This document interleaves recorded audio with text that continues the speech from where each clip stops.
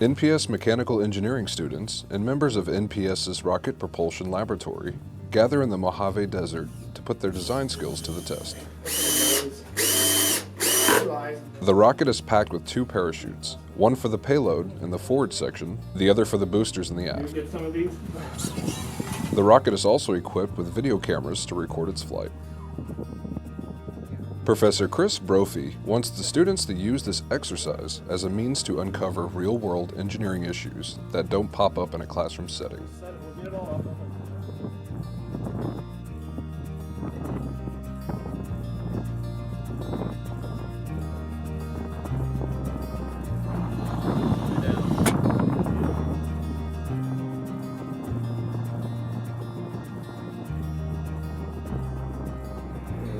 Good. That one's 1 beep every 3 seconds. 5.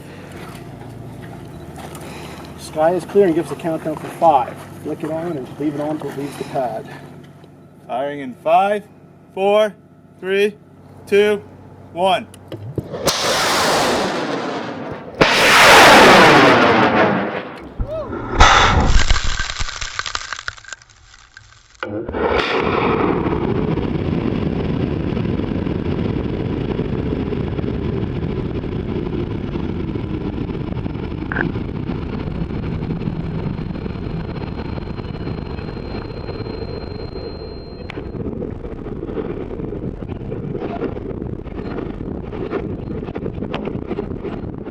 Recovery of the rocket and its components is a major concern.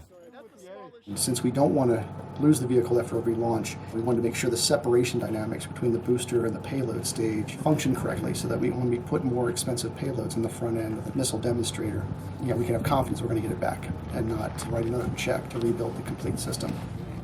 As you can see, it was a success. They did great. It flew just as we expected, so now we'll go back to Monterey and check the data out and see how it compares to the models.